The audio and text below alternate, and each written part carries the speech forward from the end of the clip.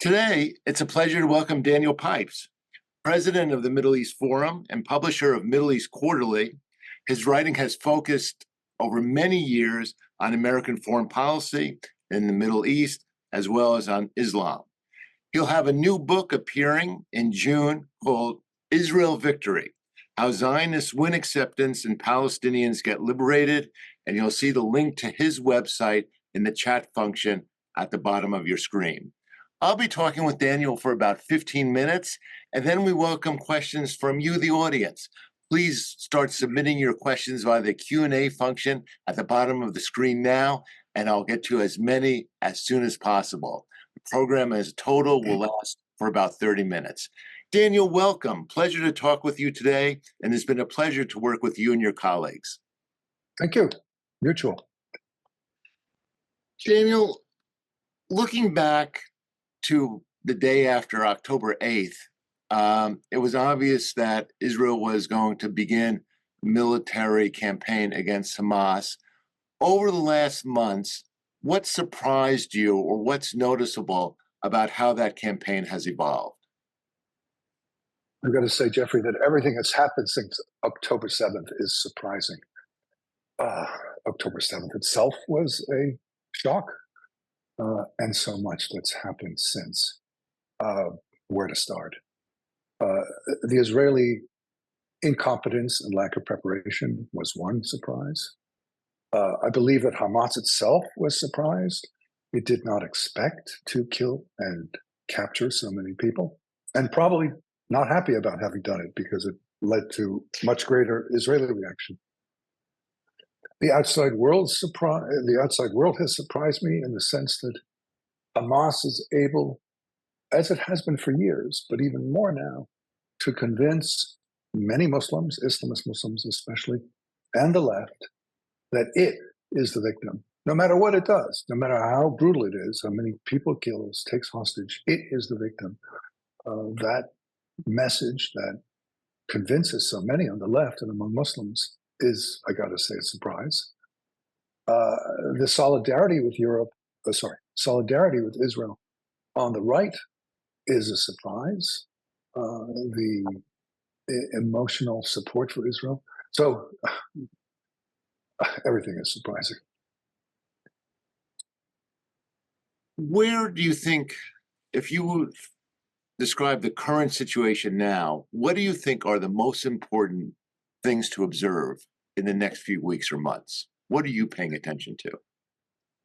To me, the great oxymoron, self-contradiction, is both in the Israeli government and the American government, the two key actors outside of Hamas. The American government, we see President Biden has a long and deep sympathy for Israel, feels for Israel, is concerned about Israel's security, and at the same time has an election coming up in, 5 months now, and wants to keep his left wing, which is viciously anti-Israel, aboard.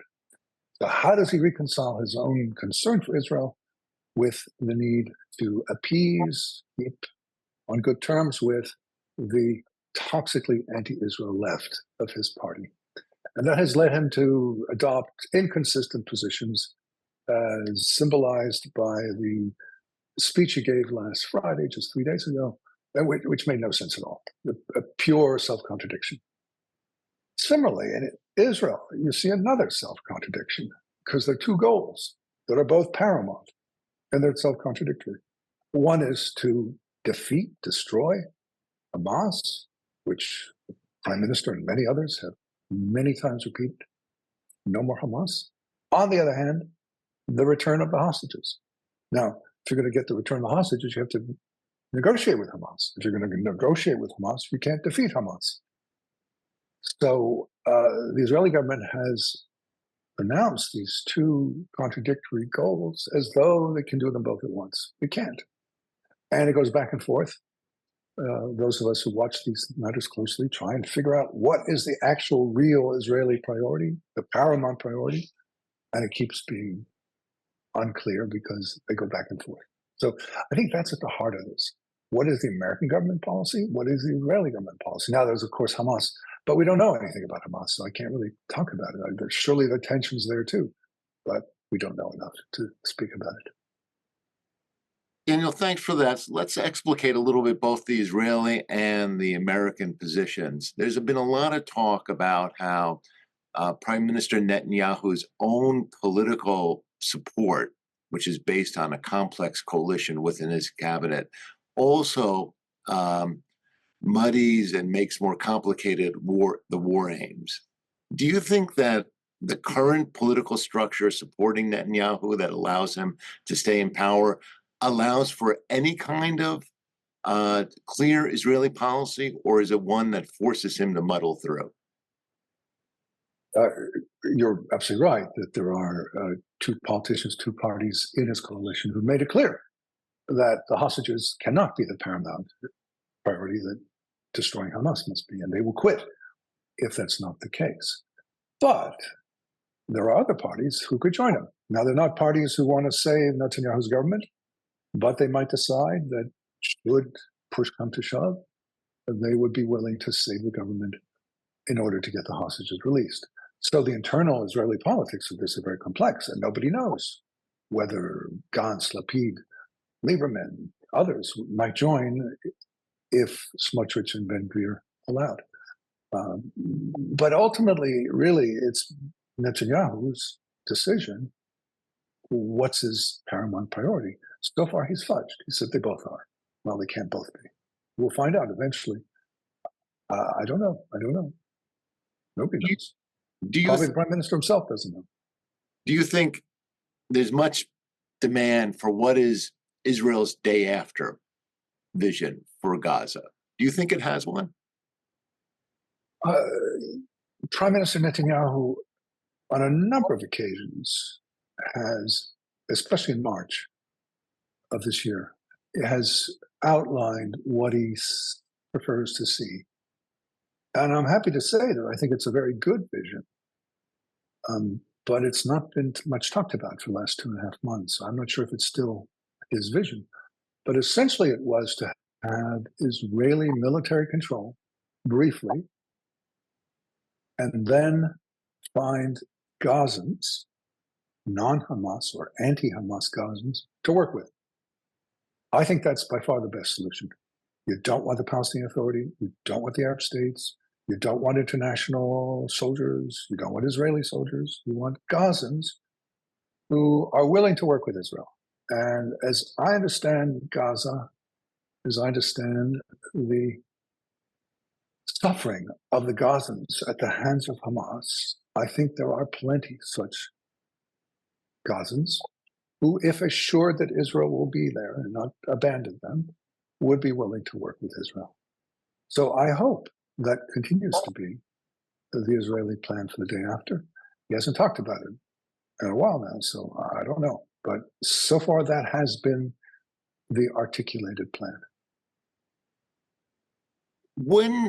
Under what criteria does Bibi Netanyahu declare victory in Gaza? Not every Hamas fighter will be dispatched. It will still have support among the population. When do you declare victory? Netanyahu has sounded a bit like Churchill. He's talked about absolute victory and total victory and complete victory and the like. Some of his speeches have, in some ways, echoed Churchill. If you go back to World War II, Nazism was destroyed. Not every Nazi was destroyed. The ideology of Nazism was not entirely destroyed. But Germany emerged as a non or even anti-Nazi state. I think, taking into account the many, many differences, that is roughly what Israel, with Netanyahu, would like to see. A Gaza where Hamas and its jihadi ideology, its anti-Zionist goals, its maneuvering, its power are destroyed. Now, there will still be people who are pro-Hamas. There will be troubles to come. But if the Israeli military can take control of the entire strip, which is, after all, quite small, and can find anti-Hamas Gazans to work with, more reputable, more serious, more trustworthy, then I think there can be a post-Hamas Gaza that works, that's decent. Decent is my word. I don't see this being democratic. I don't see this being a place where you and I would want to live. I would say the goal would be something like what one sees now in Egypt or Jordan. These are police states, but they're police states where if you keep your nose clean, you don't insult the rulers, you don't get to be too difficult, you're left alone. I'd like to see that in Gaza. Daniel, on an aside, in part of your answer, you pretty much rejected the Palestinian Authority having a role in Gaza. Do you want to expand on that a little bit? The Palestinian Authority and Hamas are similar in their goals, which is the destruction of Israel. They're different in their personnel, their tactics, their ideologies, but they're really no different in their goals. And Hamas, in some ways, is a better enemy for Israel than the PA because Hamas is overt. It tells what it thinks. It makes no pretense of accepting Israel. The PA, which came into existence almost 30 years ago, has, for all that existence, worked to undermine Israel, to destroy Israel, but somehow rather managed to fool people, few Israelis, fewer and fewer, but still much of the world, including, say, the US government, thinks, oh, the PA is great. We can work with the PA. PA is abominable. The PA is unacceptable. I believe the PA should be brought down. It doesn't need to be brought down through force, by the way, just not handing over money. Israelis are fully within their rights not to turn over the monies that they agreed to turn over because the PA has not fulfilled its condition. PA doesn't fulfill its conditions. Israel doesn't have to fulfill its conditions. I wish the Israeli government would stop turning over money, but Prime Minister Netanyahu and the security establishment see the PA as helpful to Israel. I think that's a big mistake, but that is, until now, their view. They would rather have the PA with all its faults, which they're perfectly aware of, than to be rid of it and start over. Daniel, as last of my questions, then we'll go to questions from the audience, and thank you for submitting them, and please keep sending them. Let's go back to the United States policy, Gaza, Israel. So since October 7th, there's been emanating from the Biden administration the hope of a big diplomatic bank shot, that you solve the problem in Gaza, there's normalization between Israel and Saudi Arabia, and therefore a realignment is set up. And there's been a lot of talk about, do operations in Gaza help or hinder that kind of big diplomatic play? What's your view on that, and especially the Saudi prospect? In principle, it's a great idea. In fact, I promoted this in an article in 1990, no less. I called it the outside in. You get a deal, Israel gets something from the Arab states and gives something to the Palestinians. In principle, great idea. Since October 7th, it's out of the question. There's no way that the Israeli government can or should be induced to accept the PA taking over in Gaza in return for diplomatic relations with Saudi Arabia. No, I would say, from my point of view, and I would hope the Israeli government point of view, the PA in Gaza is absolutely unacceptable. It is no less an enemy. It should not be given any reward or any increase in power in order to get, for Israel to get relations with Saudi Arabia. Relations with Saudi Arabia are great. It would be wonderful if that happened, but it's not worth it for such a price at this point. Daniel, let's go to questions from the audience. And as I said, please keep submitting them, and I'll be talking with Daniel for about another 15 minutes. Got a couple of questions, Daniel, on what one member of the audience says. Israel has lost many opportunities in the ongoing war of public relations. Can you comment on what Israel could be doing to begin win that war? Yeah, I completely agree. The emphasis has been from yesterday's Israel parade in New York to every other Hasbara effort has been bring the hostages home, has been essentially yellow ribbons, has been look how we've been murdered, raped, and otherwise abused.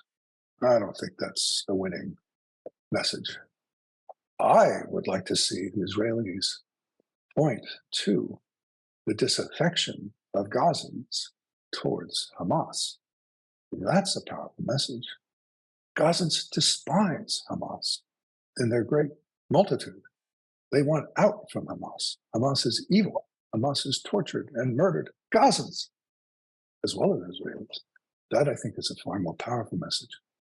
So I don't think saying, woe is me, we've been harmed, is the way to win public support. It's by saying, woe are the Gazans, they've been harmed, and let us tell you how. Let us show you. Let us broadcast for you. Let us make this available to you. And the Israelis just don't do that. A couple of days ago, the IDF made available a single conversation between one of its officers and a Gazan, where he said how much he hated Hamas. But you had to look very hard to find that. It's just not part of what they do. I think that would be the key, to show how horrible Hamas is, not towards Israelis, but towards their own subject population. Daniel, what's been your evaluation of the media's coverage of the war? It's been very interesting. Imagine you and I were neighbors and we had some kind of feud over, I don't know, trees or dogs or whatever it is.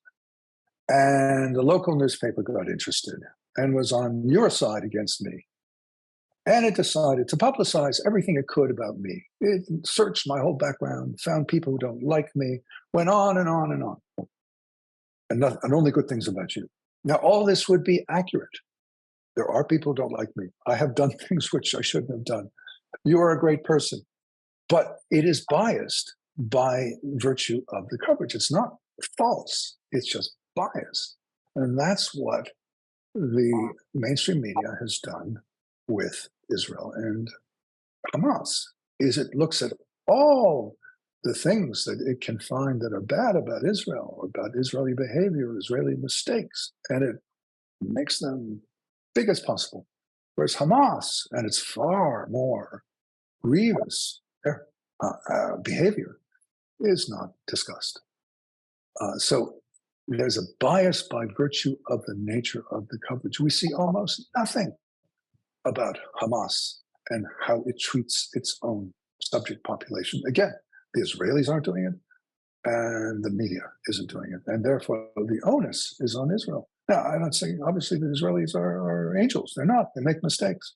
But they are a democratic country pursuing, with the rule of law, a defensive war. Hamas, totalitarian movement that is brutal, and there's no comparison.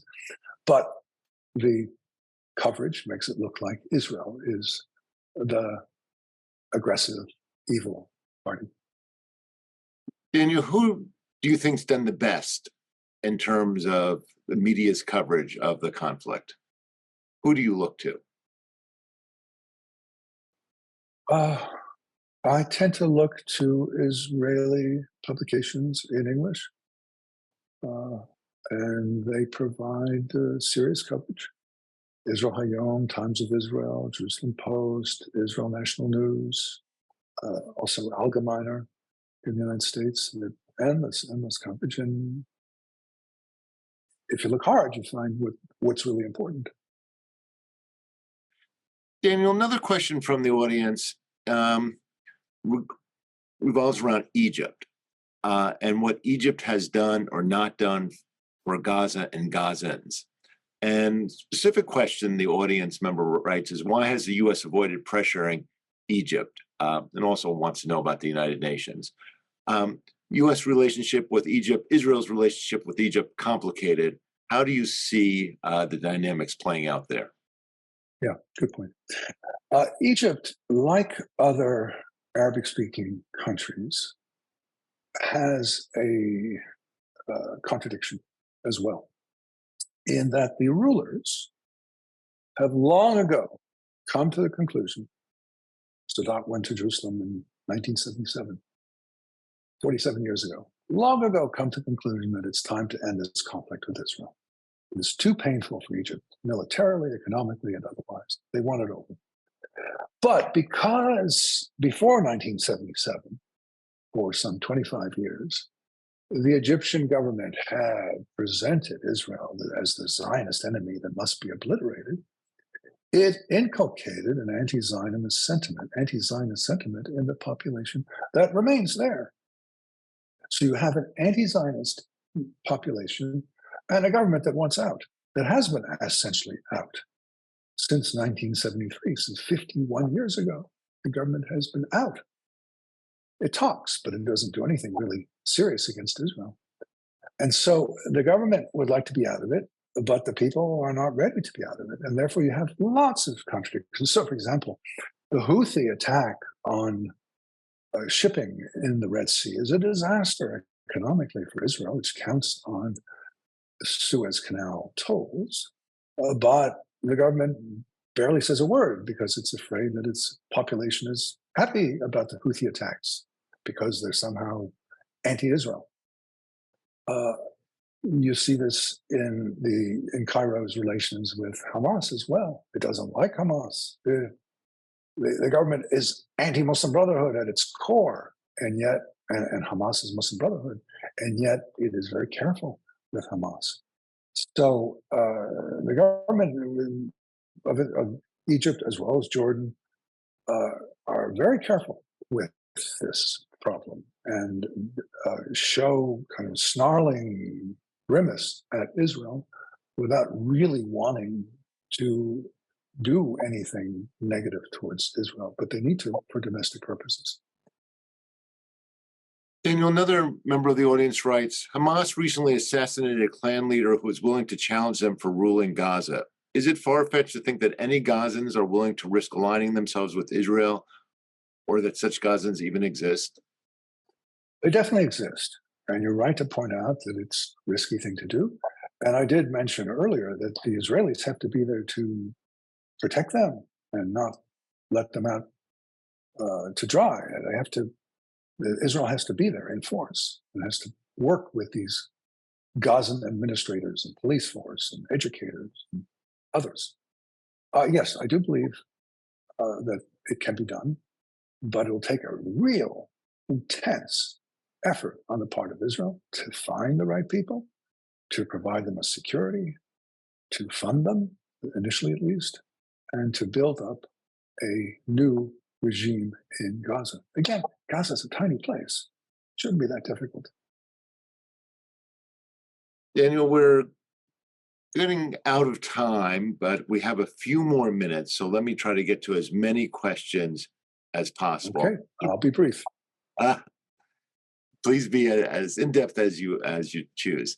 Another member of the audience writes, after Mahmoud Abbas leaves the scene one way or another, would your evaluation of the PA change and its prospects both in the West Bank and Gaza?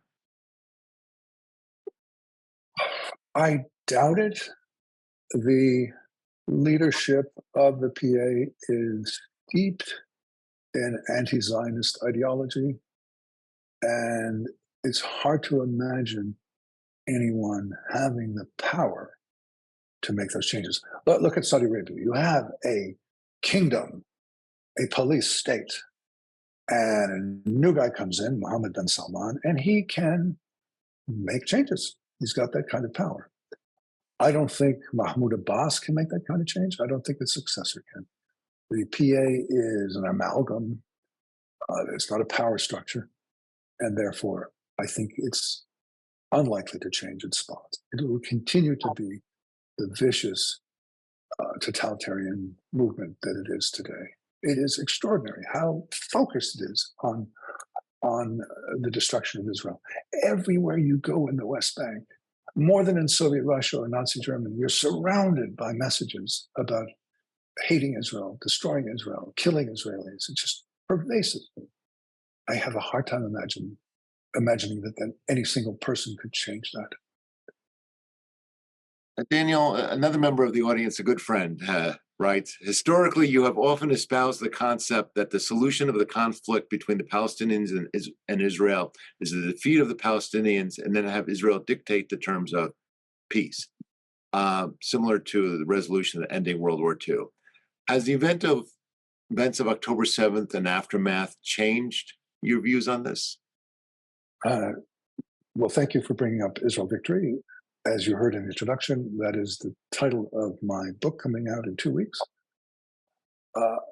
I believe that October 7th has made it all the more possible because pre-October 7th, I called for pulling down both the PA and Hamas. And at that point, getting rid of Hamas, destroying Hamas seemed like a very remote possibility. Now it is on the plate. It is what the Israeli government is saying it wants to do. So that's far more within reach than it had been before October 7th. The PA still remains at a distance because, as I mentioned before, the Israeli government wants it there. So I think it's somewhat closer than it was before.